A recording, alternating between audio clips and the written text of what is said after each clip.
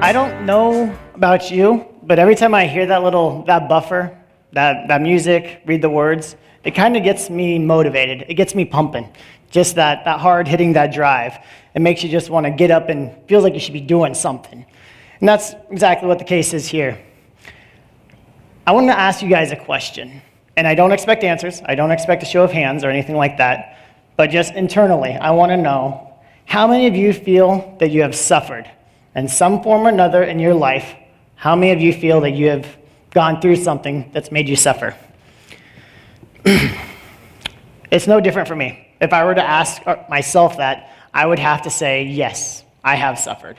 And it may not be serious, it might be something really minor, but I feel that I've suffered in life.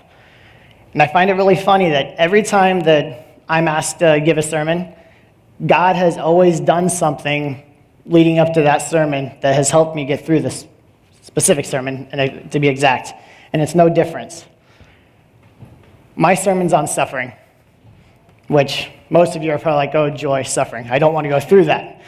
The case is, though, my sermon is actually on suffering, but suffer well. That's what I want you guys to get out of this. I want you to know that you can suffer, but you can do it on wellness, and you can do it with hope. So I'm going to give an example on the kind of suffering that I've had. More recently, it's going to be on the suffering of about the last week and a half to 2 weeks. A lot happened in this little stretch of time. And it all began on the Saturday of the Christian Cross Festival. If any of you were there or you know anything about it, it got cut short. It got cut due to a thunderstorm. So we leave, like everyone else. We were in a rush to try to get out of there. We were getting soaked. We get between Norfolk and Madison. So literally in the middle of nowhere, where there's no place to really pull off, no one to help or whatever. My SUV starts acting up. When I mean acting up, it literally dies on us. So we have to coast. I know that Madison is just a little bit of ways away, and I know there's a gas station. My goal is I want to coast as far as I can. I want to get to this gas station. I don't want to leave my car on the side of the road. A, I don't like doing that. B, it's storming outside. People don't pay attention. I was worried our vehicle could potentially get hit because we're right around the corner. I coast to about a mile of the gas station in Madison. So if you know me, I'm pretty reserved. I go through most situations with a clear head. I think things out. I like to take pride in that. This case, I thought I did the same thing. I kept my cool. I kept my calm. I knew what I wanted to do. I'm reserved. Problem is I can be stubborn, and I can be very prideful. Those things can be my downfall. So we stop. We're a mile away from the gas station. I do what any logical person would do, is I'm going to push this SUV against my wife's better judgment. She was trying to tell me not to. But I was stubborn. I was prideful, thinking, hey, I can push this vehicle, not a problem. I get out. I push it for about 100 yards. I'm pretty happy with that. But we're not at the gas station.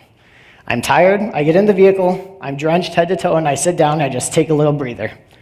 Once I catch my breath, I open up the door to get out. My wife physically puts her hand on me and says, you're not doing that. She is the smart one after all. She gets on the phone, and she calls some friends that were up in Norfolk with us, and she lets them know our scenario. So they actually show up for us. We have family that shows up. We ask someone from Columbus to, hey, can you give us a ride? Our friends don't have room in their vehicle. So we had people show up and rise to the occasion to help us out. The next day, we go back to try to tow the vehicle home. We get it home, and I take a look at it. Ultimately, this vehicle is a loss. The motor blew on us. There's oil all over the place. It's not salvageable. Is that a form of suffering? For us, it is. We don't have the money to buy a new motor, let alone the motor itself is worth more than the car. So we're down a vehicle. I personally would believe that's a form of suffering in that situation. 2 days later, so now it would be a Monday, I go to work. And I go to work knowing that I'm supposed to be getting a evaluation, a performance review, as you would say. And I'm thinking things are going good. We've had some good things go on. I know that it's been rough as well. But I go into the review thinking that it's going to be okay. Case in point, it wasn't. It was not what I expected. I was kind of taken back a little bit. Have any of you ever had that where you're expecting one outcome and it turns out to be the total opposite? Is that a form of suffering? Our example, I would say yes, that is a form of suffering. If that is all that happened that week, I would have been happy. I would have been on cloud 9. But sadly, that wasn't. It gets worse, which is usually the case in point when you're going through something. On Thursday, I got back from lunch at work, and I'm told that my mom is up front. I don't expect anything of it, so I go and I talk to her. I'm all happy, saying, hey, how's it going? What's the matter? And she proceeds to tell me that my grandpa had fallen the night before. Now, my grandpa's 93 years old, so that right there is case for alarm. She says that we should probably go and see him after work to see what's going on. So I finish working, and we go up to David City. We're there for about half an hour or so, and looking at my grandpa and the state he's in was very hard. He was just sitting on his chair. He had a breathing mask on, and you could tell that it was pretty much the only thing keeping him breathing. It was suffering, or he was suffering to breathe. It was very sporadic. He didn't acknowledge that we were even there. We would touch him, he wouldn't have any kind of response. You would talk to him, and he was just blank staring straight forward. It was very hard to see. We ultimately say there's nothing we can really do. We'll come back and we'll check on him, see what's going on a little bit later. As we leave, I go and put my hand on him, and I pray for him. I ultimately pray for him that it's okay that he can let go, that he doesn't need to keep suffering, because what he's doing right now, he's not living. This machine is the only thing that's keeping him alive. We proceed to leave and come home. We head to a restaurant to get some supper. By the time we get there, so about 35 minutes, my mom gets the phone call that my grandpa had died. In that short time frame, 30 minutes, he was gone. So right there, 3 key things that happened in that short time period that all add up to, I think, is what's considered suffering. It's hard for me, it's hard for my family. But ultimately, in my life and in my wife's life, that is not the greatest suffering that we have. It's not the hardest thing that we've ever gone through, and is not the hardest thing we will continue to go through. If you know our story, our journey is we've lost children. We suffer with infertility and infant loss.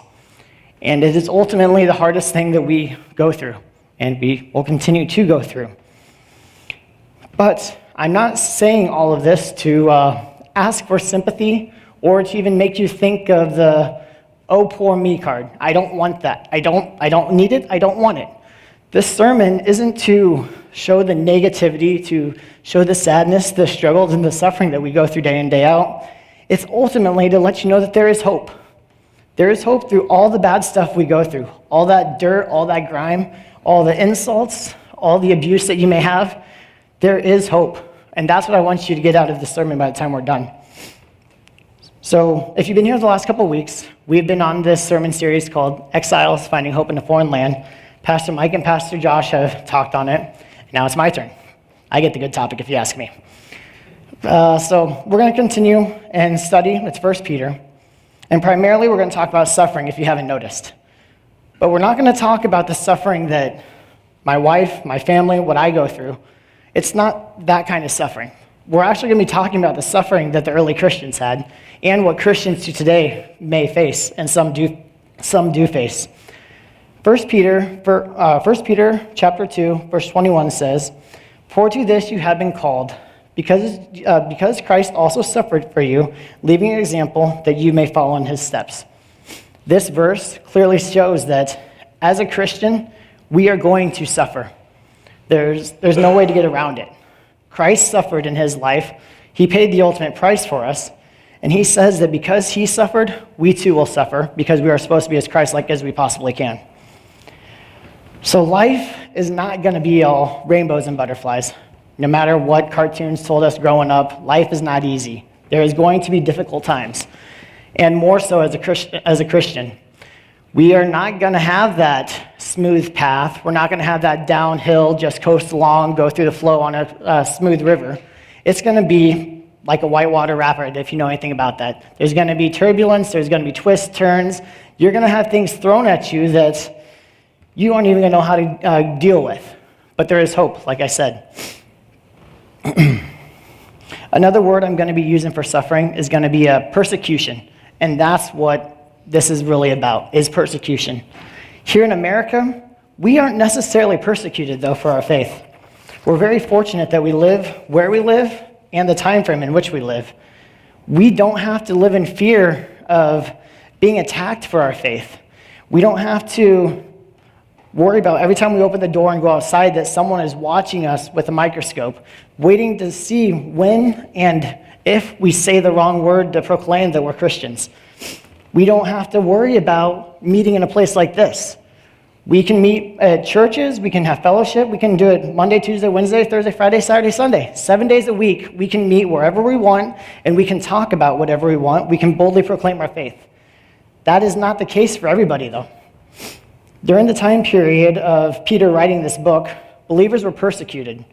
They were hunted down for what they preached and taught. It was outside of what society had said was normal and what the law had said was acceptable. During that time period, a believer could be imprisoned or executed for proclaiming their faith. Or if you were even a known associate of someone who would fall in this category, as someone preaching, you could also be imprisoned. Like I said, in America, we don't have that fear, though. We're very blessed to be where we're at, that we can meet every day of the week. We can talk about our faith, we can share our faith.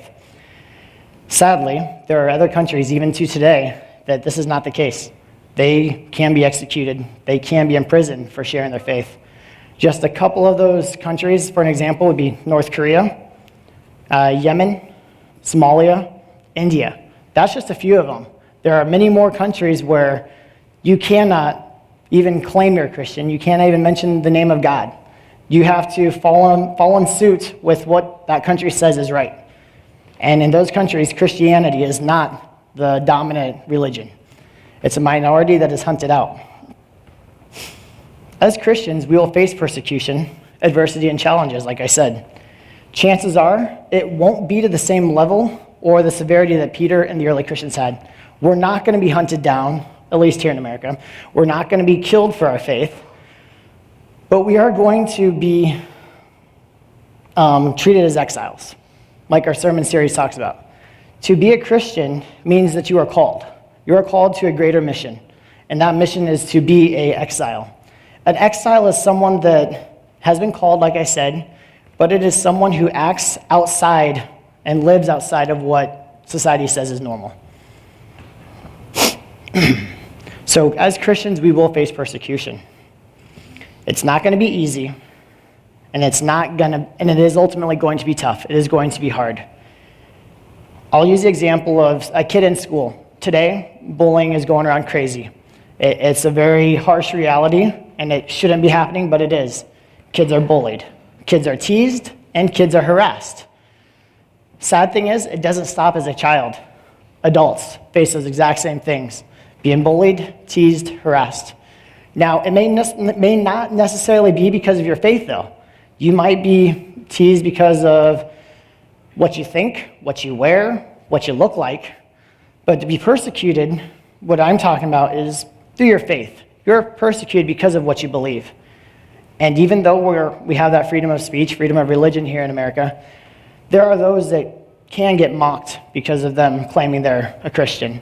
In the school system, a child may go to school taking their Bible because they want to. They may get mocked and made fun of for that. But I do want you to know that there's hope. Ultimately, there is hope for all of this, which you will see. So when you are teased, mocked, or harassed for your faith, how will you respond? What is your go-to when someone is harassing you or making fun of you? Or what if they're physically getting in your face? How do you respond?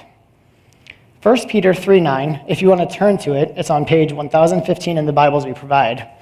It says, "Do not repay evil for evil or reviling for reviling, but on the contrary, bless, for to this you have been called, that you may obtain a blessing." Now, I don't know about you. My first instinct when someone is coming after me is not to bless them. I don't want to say, "Hey, bless you, thank you for doing that to me." That's not the case. But this verse is pretty clear-cut. Do not repay evil for evil Do not revile or reviling for reviling. When I read this verse, I did not know what reviling meant. So I actually had to look it up. It was one of those weird words that the Bible will throw at us that I have to look up. And I encourage you to do the same thing. So that way you know the whole context of what that verse is saying. So reviling means to criticize in an abusive or an angrily insulting manner. So like I said, the first instinct I have when someone comes after me, whether it's for my faith or for anything, is not to say thank you or say it's okay, I appreciate that, or to bless them like the Bible tells us to do. Usually I want to puff up my chest, I want to stand my ground, I want to defend whatever I am being attacked for. But ultimately, we're told to do the opposite. We are supposed to bless them. Verses 10 through 12 of 1 Peter 3 says, "Whoever desires to love life and see good days, let him keep his tongue from evil and his lips from speaking deceit. Let him turn away from evil and do good. Let him seek peace and pursue it. For the eyes of the Lord are on the righteous, and his ears are open to their prayer. But the face of the Lord is against those who do evil." So isn't it a radical idea that the last thing that us as humans want to do in the case of being attacked is what we are told to do? We are told to bless anyone who attacks us. But I'll go a little bit beyond that. It's not just blessing them. We are supposed to have patience. We're supposed to have thoughtfulness when encountered in this situation. So with me, I need to evaluate every scenario when someone is coming after me. I don't jump the gun, which is what is natural to me. I need to take that step back and evaluate the scenario from all sides. I need to know how to talk with respect. I need to be able to think thoughtfully on what is the right thing to say, because that is what I am instructed to do in the Bible. It is what God is telling me to do. We are supposed to bless anyone who is persecuting us. So using my example of work, my scenario, I had some bad news given to me. I could have easily had a fit. I could have rose up. I could have yelled. I could have screamed. I could have tried to defend my case tooth and nail. But ultimately, that's not what I did, which I'm thankful for. Reading this, I am to bless them. Now, did I actually say to the parties involved, thank you, I appreciate that? No, I did not. I did bite my tongue because I would be worried that it would be mocking or insulting or ultimately get me in more trouble.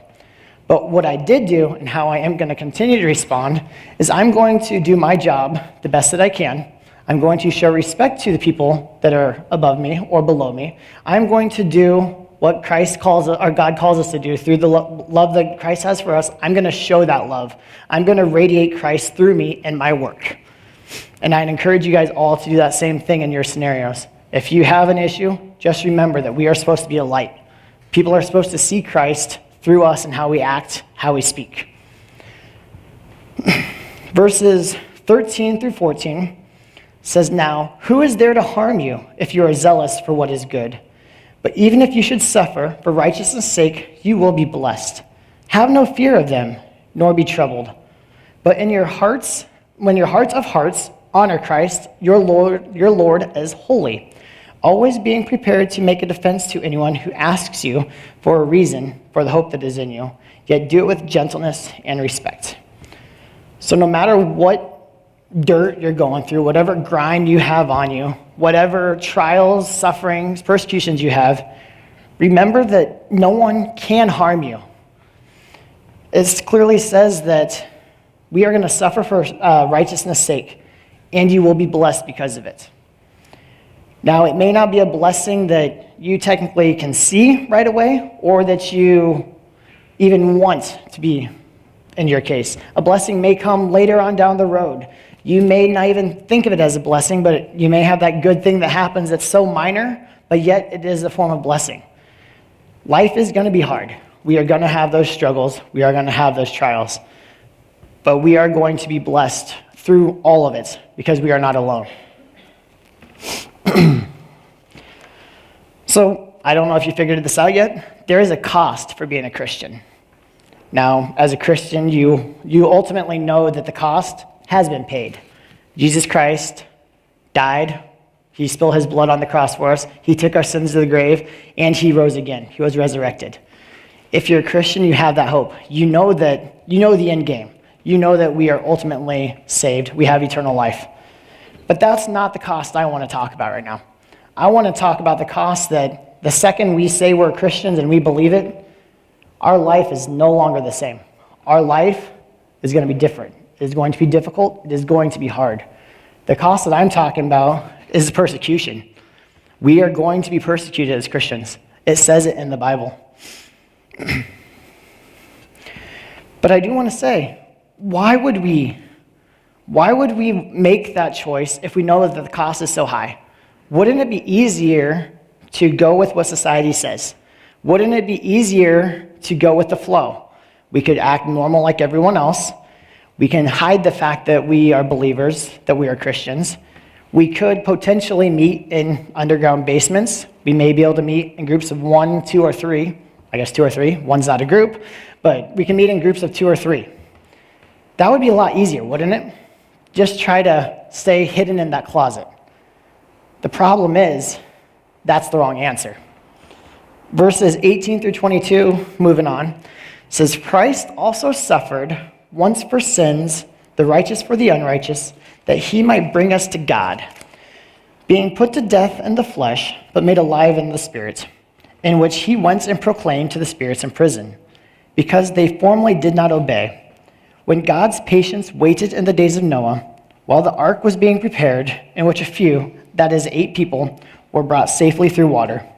Baptism, which corresponds to this, now saves you, not as removal of dirt from the body, but as an appeal to God for a good conscience, through the resurrection of Jesus Christ, who has gone into heaven and is at the right hand of God, with angels, authorities, and powers having been subjected to him. So like I said, hiding, conforming, going with the ways of the world, that is the wrong answer. Matthew 16:24 says, If anyone would come after me, let him deny himself and take up his cross. When we look at the cross today, it's a sign. It's a symbol of hope, a symbol of love. It's a symbol of what we ultimately have as Christians, that we know there's eternal life. When we look at the cross, we can't help but feel joy, pride. We love the cross for what it stands for. But that's not the case. When Jesus is talking about taking up your cross, it's not going to be for that joyful moment or that thing that gives us happiness. In the Roman time, or in this time period, the Romans used the cross as the ultimate form of execution. It was what crucifixion's for, being hung on the cross and a slow death, technically. So when Jesus is saying take up this cross, he's not saying that things are going to be easy. He says that ultimately we are going to struggle. You are going to go through suffering. It is going to be hard. That is what Jesus is talking about when he says pick up that cross. It's to know ultimately carrying that cross is going to have a burden. It's going to be a weight. But yet we are supposed to go forward boldly and keep proclaiming that faith. John 15:20 says, A servant is no greater than his master. If they persecuted me, they will also persecute you. Right there, it's clear as day. Jesus was persecuted. He was hunted down for what he was preaching. He lived a sinless life. He never once sinned, but yet he was hunted down for the beliefs. He was crucified on that cross. Because Jesus went through suffering, we too will go through suffering, and they will persecute us. I've already read 1 Peter 3:10, but I want to also read it again and then take you back to the Old Testament. I want to go back to a psalm. I don't want to say ironic, but I think it's really cool to see something from the Old Testament has as much meaning then as it does in the New Testament, which has as much meaning now in our today's lives. The verses are almost identical on what I'm sharing.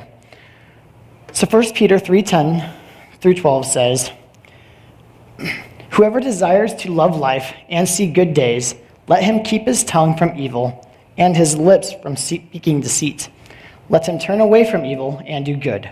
Let him seek peace and pursue it. For the eyes of the Lord are on the righteous, and the ears of the Lord are open to their prayer. But the face of the Lord is against those who do evil. Now, if you'd turn to Psalm 34, I'm not going to read the whole thing. It's a pretty lengthy one, so you guys have that at least. It's on page 464 in the Bibles we provide. Psalm 34, 11 through 22. Come, O children, listen to me. I will teach you the fear of the Lord. What man is there who desires life and loves many days that he may see good? Keep your tongue from evil and your lips from speaking deceit. Turn away from evil and do good. Seek peace and pursue it. The eyes of the Lord are toward the righteous, and his ears toward their cry. The face of the Lord is against those who do evil, to cut off the memory of them from the earth. When the righteous cry for help, the Lord hears and delivers them from all their troubles. The Lord is near to the brokenhearted and saves the crushed in spirit.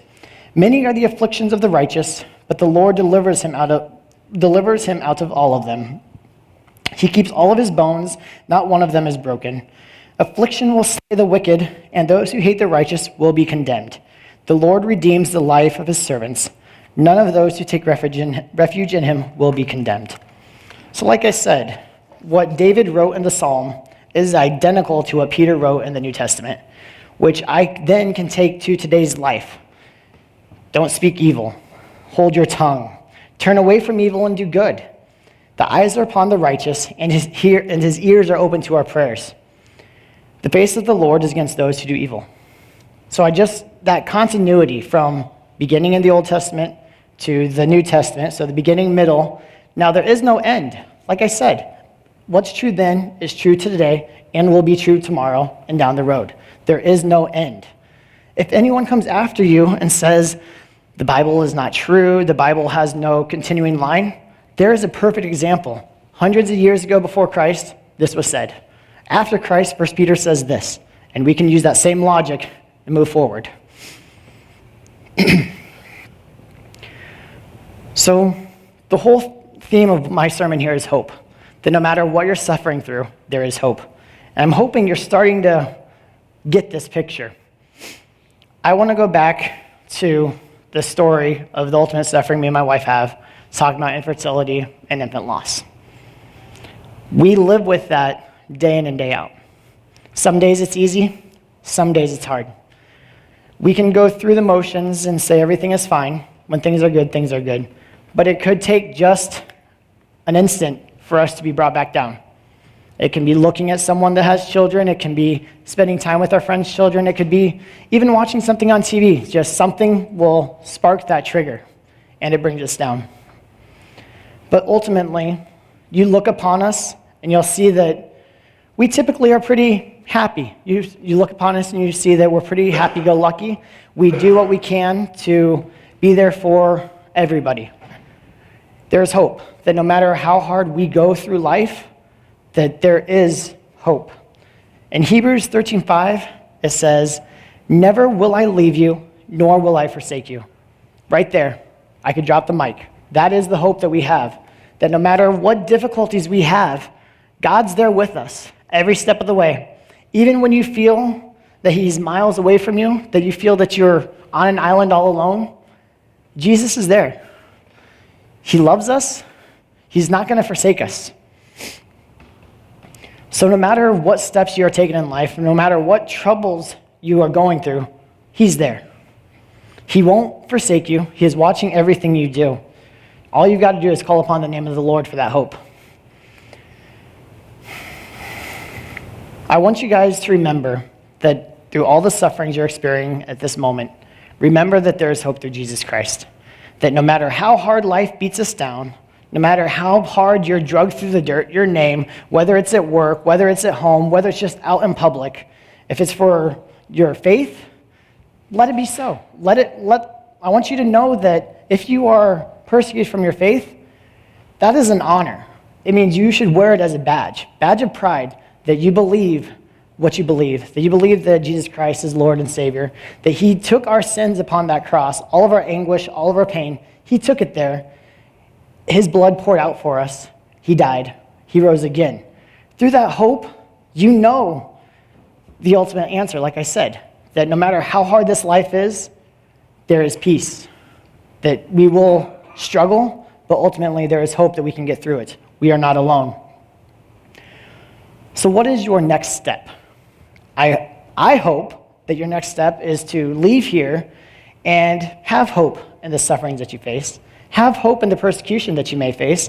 Yes, at this point in our lives in America, we don't have to live in fear for being Christians. Other countries do. Could that happen in America? It's possible. But I want you to know that there is hope. Through all that persecution, we are told there is hope.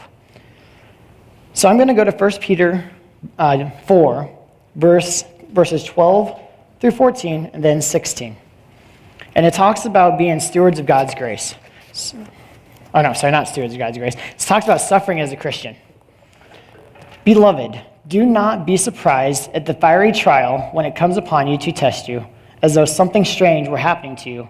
But rejoice insofar as you share Christ's sufferings, that you may also rejoice and be glad when his glory is revealed.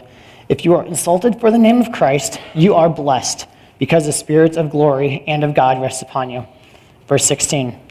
Yet if anyone suffers as a Christian, let him not be ashamed, but let him glorify God in that name. For it is time up for judgment and to begin in the household of God. And if it begins with us, what will the outcome be for those who do not obey the gospel of God? So there is hope. It clearly says. That is what I want you to take away from here. You may face many sufferings in life. True, it may not necessarily be because of your faith, but we do face suffering. We have hardships. No matter what, I don't care who you are, there's going to be something that happens in your life at some point or another that will bring you down. Life's not fair. That's just the way it is. Life is not fair. It is hard. It is difficult. More so for those who take up the mantle of a Christian, who say that they believe wholeheartedly that Jesus Christ is their Savior. But I want you to know that through the blood that is poured out, with the death and Jesus' resurrection, we are saved. He has made it so we can live a life worthy of him, one that is full of love and a living hope that makes every day worth living as a Christian. So that's your next step. Leave here and go with hope. Suffer well. Ultimately, take that mantle of suffering and wear it as a badge of honor. It is going to be difficult. It is going to be hard, but we're not alone. He will never leave us nor forsake us.